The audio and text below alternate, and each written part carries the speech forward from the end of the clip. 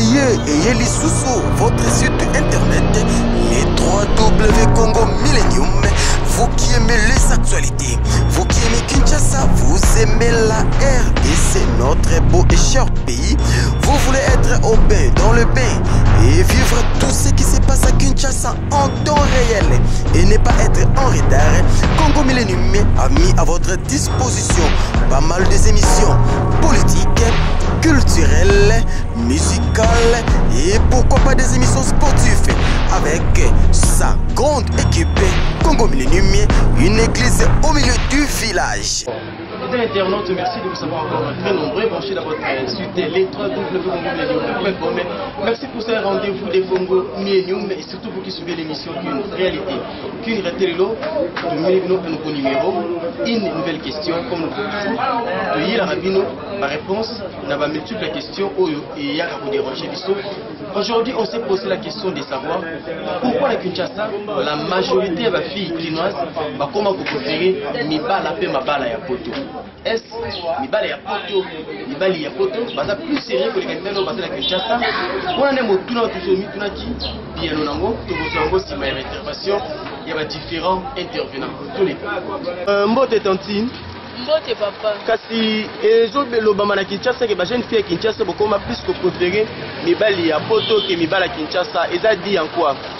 Bon, Mibali ya poto le Kinshasa nyoto bazaka ndenge moko.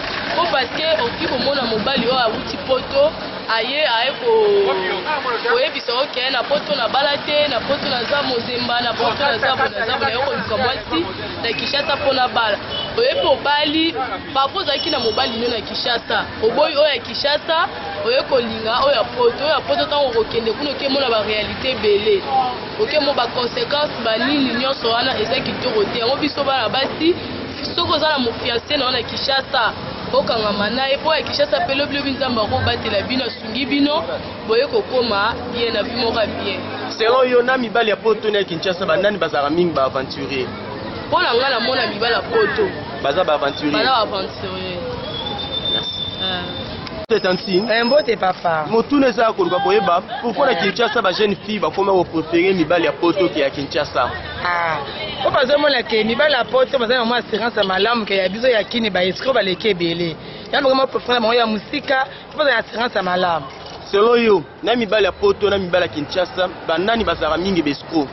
Bon selon ngai ne ya poto na Kinshasa bazaka bato moko ezaka kama fidélité na confiance. Merci. Te mama. Mbote papa. Motuna eza koluka koyeba nini ezosala ke CD on eta ba jeune fille ya Kinshasa bakoma préférer mibali ya poto ke ya Kinshasa? Bon, vraiment préférer mibali ya poto parce que amoni ki yana Kinshasa mibali na biso baza sona makoki te. Baza na mbongo te, baza na eloko te, ba préférer ya poto. On na poto wana pe ba kosa bango. Kuna na poto on pe kuna baza ba marié.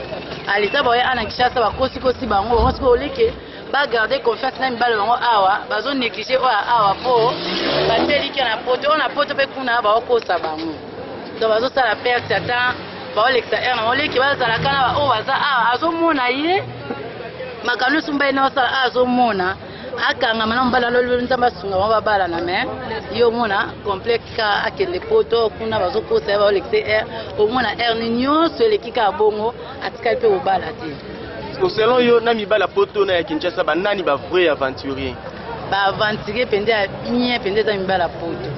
Ba on aime ba vrai aventurier parce que kuna baza ba marié.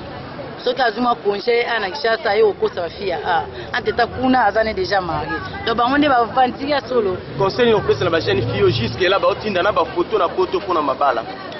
Bon conseil bien na ko pesa bango. Donc soki azala mobile ni ana Kinshasa akangama na mobile na ebazala babondela nzamba sunga lobi azima koki abala yoleki yake koteliki na poto l'orizati baokosa. Tantine. Bonjour. Motuna eza koluka koyeba qu'est-ce qui fait que ces derniers temps la plupart ba jeune fille bakoma ko préférer mibali ya poto ke ya Kinshasa?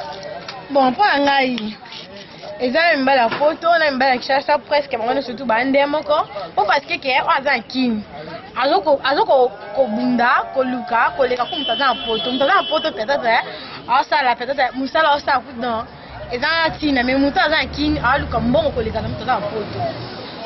Selon yo na mibali ya Kinshasa na ya poto mingi banani bazalaka ba aventurier? bon, mon bel a aussi photo.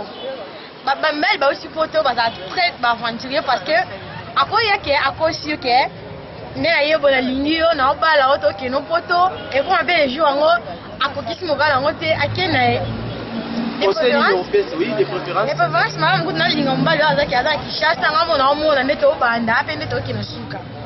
Conseil européen na ba jeune fille bango batinda ba tiba photo kaka na Facebook pour zoka mobala photo. Mon conseil européen ça bango ba za loanga. On a une vie à l'autre, un jeune fille simple, jeune fille pauvre.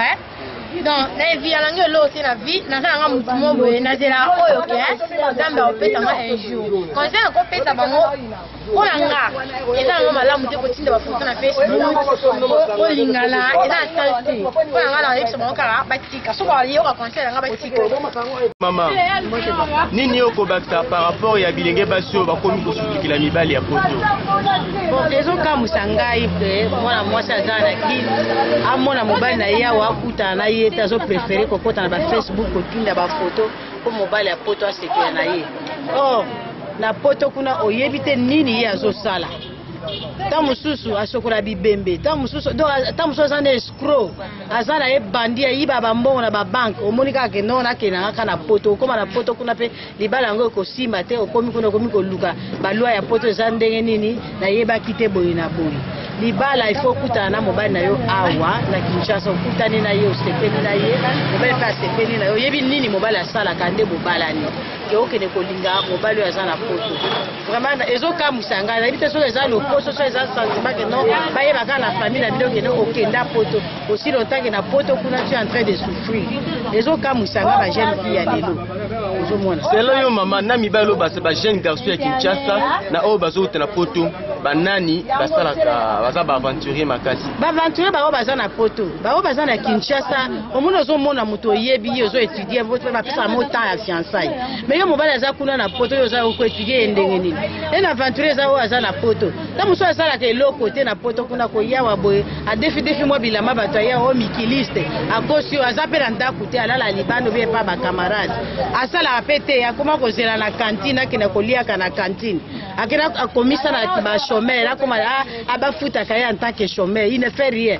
mais azoluka azoyo parfois kozoyo awa boye ayo bi atiki yo na zemi ono na vana na poto atiki yo na zemi akomi kuna za ta na possibilité te ya kotinelo ni mbongo libala ni mbongo kutu ya biye oyo kokende poto kuna parce que to mona ka mingi mutu aza wande kona za na poto se demene azui asali mikanda nini OK poto komi kuna tant ozoko ba komi ko wela yo ba aventure ba komi ko wela yo mutu musu asali dépense ba wela parce que azo parvenir même pas ya kotina ta mbongo habillé awa na Kinshasa donc ils sont des aventuriers.